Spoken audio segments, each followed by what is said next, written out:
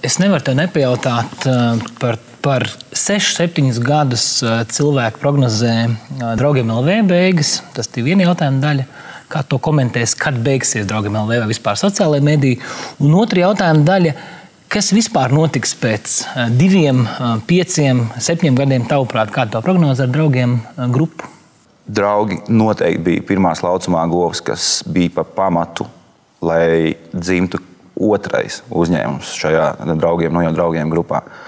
Draugi ir darījuši un joprojām dara visu, lai turpinātu šo te izveidojušos kultūru, kas izveidojās, kas sākumā nebija nekāda un izveidojās mūsu uzņēmumā.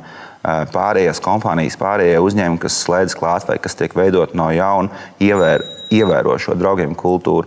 Un šī Draugiem kultūra ir cienam viens otru, klausamies, cienam mūsu lietotājus, un tad arī tie lietotāji cienīs mūs, vienalga, kas tas ir par biznesu.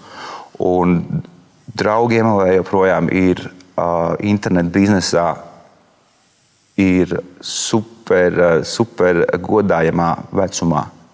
Viņam ir 80 vai pat vairāk gadi, ja mēs skatāmies pēc tās klasiskās salīdzinoši ar cilvēku vecumu. Un vai tas būtu godīgi pret šī tik cienījamu uzņēmumu personību, kur ir radījusi tik daudz personības un mainījušas mūsu dzīvi, jautāt, kad būs tavs gals, vai tu savām visnotaļ cienījamā vecuma esošajām vectētiņiem spriedelē ar blakus saviem kolēģiem, kad viņam pienāk tas gals, un vai viņam būtu laiks jau iet un aizsolē vai nē.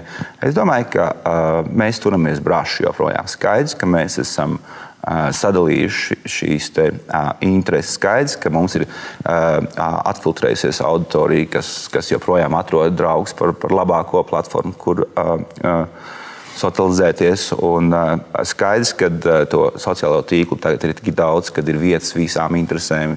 Ja nu gluži nav, tad rīt būs.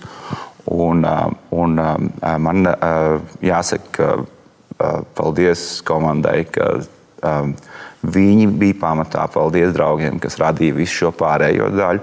Un pārējā daļa, kas ir Draugiem grupa, ir izaugusi vairāk kārtīgi lielāka par Draugiem, pateicoties Draugiem.